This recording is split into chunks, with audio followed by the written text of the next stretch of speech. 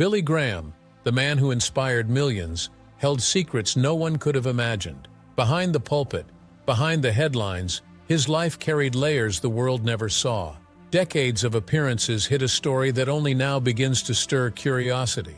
Every gesture, every word, every decision might have meant more than anyone realized. The truth of his life has always been closer and stranger than it seems. Billy Graham was born on November 7, 1918, on a 300-acre dairy farm in Charlotte, North Carolina. Life on the farm was hard and demanding. Each day began before sunrise and ended long after sunset, filled with chores that tested both strength and patience. His father was strict and expected complete obedience, while his mother carried quiet, unwavering faith. As the oldest of 4 children, Billy learned responsibility quickly. He learned how to care for younger siblings, manage the animals, and help tend the fields. Yet amidst the busyness, he also learned a deeper lesson: what it felt like to be alone. The wide-open fields, the endless chores, and the long, silent nights left him with a lot of time to think. He often wondered if there was more to life than hard work, sweat, and silence, though he could not yet imagine what that might be. As a teenager, Billy pushed against the rigid rules that had shaped his early years. He sought freedom in baseball games, laughter with friends, beer, and even small bets. Religion seemed distant, almost irrelevant, and he avoided church whenever he could. Freedom felt alive, thrilling, and real. Yet beneath the outward bravado, a quiet loneliness grew. Nights on the farm were filled with an aching emptiness. Billy felt restless, as if a part of him was missing, something he could not yet name. He wrestled silently with questions about life and meaning, unsure where to turn, and frustrated by the confinement he had always known. Everything began to change in 1934, when Billy attended a revival meeting led by the evangelist Mordecai Ham. He did not expect to feel anything, yet that night something stirred deep within him. For the first time, he felt a conviction he could not ignore, a pull on his heart that seemed both frightening and necessary. Soon after, he opened his mother's old Bible. He did not fully understand why he did it. He only knew that reading those worn pages brought a comfort and curiosity he had never felt before. It was a spark of awareness that would grow into a calling far larger than the farm or the fields. In 1936, Billy enrolled at Bob Jones College in Tennessee. The strict rules and rigid expectations clashed with the boy who loved freedom. After only a few months, he left, seeking a place where he could explore his beliefs without suffocating restrictions. He transferred to Florida Bible Institute, where he could study, question, and grow. There, he was baptized by immersion and joined the Southern Baptist Convention, taking his first deliberate steps toward faith. Billy Graham's journey was far from simple. The boy who once sought nothing but freedom was learning to face something far greater than himself. He was discovering that life could hold both purpose and struggle, faith and doubt, and that the restlessness he had always felt was perhaps the first sign of the extraordinary path ahead. The struggle between who he was and who he might become had just begun, and the choices ahead would shape a life that would touch millions. After graduating from Florida Bible Institute, Billy Graham moved to Wheaton College in Illinois. There, he immersed himself in study and life on campus, graduating in 1943 with a degree in anthropology. But his education was more than books and lectures. At Wheaton, he began shaping the voice that would one day speak to millions. He served at the United Gospel Tabernacle in downtown Wheaton, stepping into crowded rooms, preaching in nearby Chicago, and learning to speak with clarity and honesty. Every sermon, every conversation, helped him discover how to reach people where they were, not just where he wished they would be. It was also at Wheaton that his personal life found its anchor. In 1943, he married Ruth Bell, the daughter of L. Nelson Bell, a medical missionary in China. Ruth was more than a wife. She became his partner, confidant, and support in a life that would demand much from both of them. Their love was rooted in shared faith, but Billy's calling to travel and preach endlessly would soon test their bond. Even so, Ruth remained a steady presence, the quiet strength behind the man stepping into a public life. Billy's ministry began modestly. After his ordination in 1940, he briefly led a small church in Illinois. Yet the pull of evangelism was stronger than any pastoral routine. By 1945, He joined Youth for Christ as a charter vice president. He traveled across the United States, speaking to young people, students, and service members. He learned to connect, to listen, and to speak to hearts that were searching, skeptical, or broken. Each encounter shaped him, sharpening his ability to communicate faith in a way that felt personal and real. Billy rejected complicated theological debates. He preached in simple, direct language, focusing on sin, salvation, and the hope that faith could bring. His style was earnest, sincere, and easy to understand. People trusted him because he seemed genuine, a man who believed what he said and lived what he preached. As his voice sharpened and his message resonated, he began drawing attention, but even he underestimated where this path would take him. In 1949, Billy Graham stepped into a moment that would change everything. He launched a tent revival in Los Angeles, expecting just a few weeks of meetings. What happened inside that canvas tent, however, surprised everyone. The crowds grew day by day, swelling beyond what anyone imagined.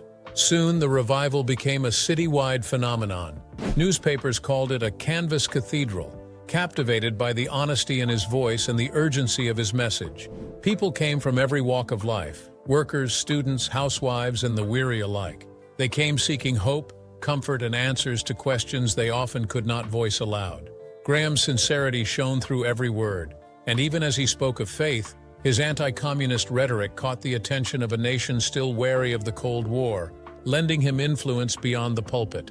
As his influence grew, Billy realized he needed a structure to guide his expanding mission. In 1950, he founded the Billy Graham Evangelistic Association in Minneapolis. Later, he moved its headquarters back to Charlotte, North Carolina, closer to the farm where his story had begun. From this base, his voice would reach across the world. Over the course of his career, he preached in more than 400 crusades across 185 countries and territories. Live audiences numbered over 215 million, a staggering figure that barely captures the scale of his impact.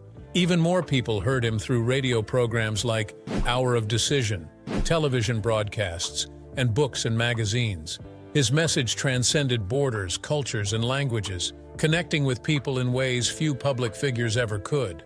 Some of his campaigns became historic milestones. In 1957, Graham returned to New York City, planning only 6 weeks of preaching.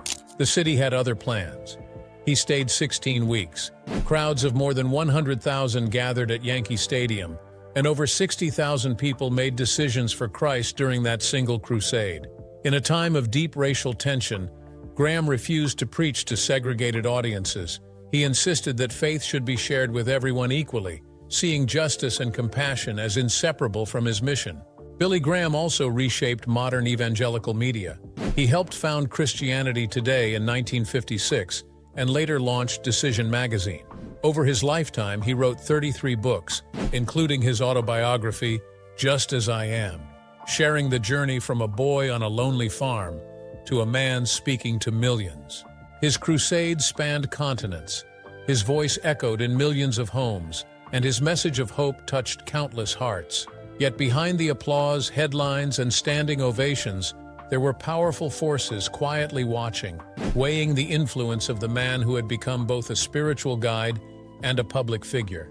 The tent revival in Los Angeles had made him a legend, but it had also set him on a path where faith, fame, and scrutiny would collide in ways few could foresee. People who understood the influence he wielded, and who were waiting to see how far his reach might go. The boy who once wanted freedom over faith had become a global figure, but the challenges ahead would test more than just his stamina. Billy Graham's influence reached the highest halls of power. For decades, he served as a spiritual advisor to U.S. presidents, from Harry Truman all the way to Barack Obama. His anti-communist message during the early Cold War earned him praise from powerful figures, including media magnates like William Randolph Hearst. Everywhere he went, people listened. His words carried weight not just in churches but in the corridors of government and the living rooms of millions. Even as he spoke to nations, Graham tried to live his principles at home and in society.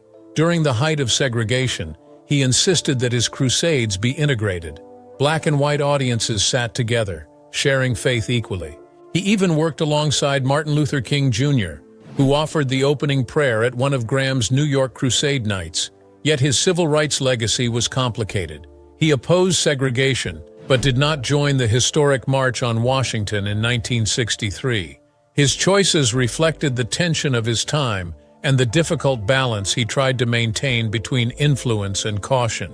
Behind the public acclaim, his personal life told a different story. Years of travel and endless preaching put immense strain on his marriage to Ruth. She raised their children largely on her own, providing the love and stability he often could not. In later interviews, Billy admitted regret. He wished he had studied more, preached less, and spent more time at home. His children carried the weight of a father who was often absent, facing relational distance, moments of rebellion, and the pressure of his towering legacy. Despite the personal sacrifices, recognition followed him wherever he went.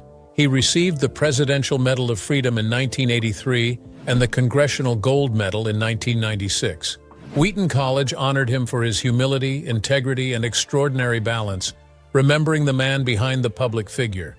Yet even as the world celebrated him, a quiet loneliness lingered in his home, a solitude that no applause could erase. Billy Graham had become a leader to nations, but at home, he remained a man wrestling with the limits of his presence and the cost of his calling. Beneath the fame and the honors, seeds of a deeper struggle were quietly growing, shaping the next chapters of his life in ways few could imagine. Even a life built on faith and purpose can face moments that shake the soul. For Billy Graham, one of those moments came through politics. His close friendship with Richard Nixon stirred controversy. Critics argued that he had become too politically aligned, that the trust he earned as a spiritual guide might have been used to navigate morally uncertain waters.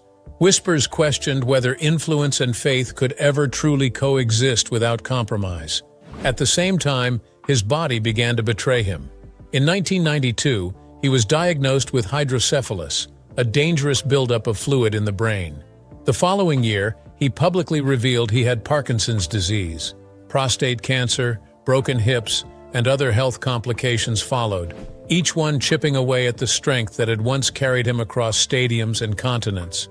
The man whose voice had filled millions of hearts now faced a battle within himself. Yet even as his body weakened, his spirit refused to fade. In 2005, he delivered what he called his last North American crusade in New York City. The following year, he gave his final public sermon at a festival of hope in New Orleans, led by his son Franklin. Every word, every gesture, reminded the world of the sincerity and strength that had always defined him. In moments like his prayer at the National Cathedral after 9/11, he proclaimed with unwavering confidence that the nation would endure. Even in illness, he remained deeply involved with the Billy Graham Evangelistic Association, guiding its mission and vision. Still, the years revealed that even legends are not untouched by human frailty. Just as his physical strength began to falter, secret documents and whispers from political and power circles started to surface. Questions arose that threatened to reshape the public image of a man whose life had always seemed larger than any controversy. The boy who once sought freedom, the preacher who spoke to nations, now faced a challenge he could never have predicted. And even in his final years, the world watched, waiting to see how the man who had guided millions would face the shadows that quietly closed in around him.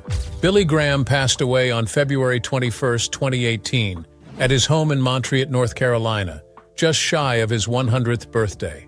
The world mourned the loss of a man who had touched millions of lives, yet his final resting place carried quiet tension. His son Ned initially opposed burial at the Billy Graham Library, wanting instead a simple mountain interment. Even in death, choices about legacy sparked debate, reminding the world that family and faith are never without complexity. For decades, Graham's influence had drawn more than admiration. The FBI reportedly monitored him, watching a man whose words reached presidents, prime ministers, and powerful figures across the globe. Declassified records show meetings with world leaders, intelligence officials, and policymakers, raising questions about his role in Cold War politics. Graham's life was a blend of faith, influence, and scrutiny, a combination few could ever fully understand. In his later years, Graham wrote with surprising honesty.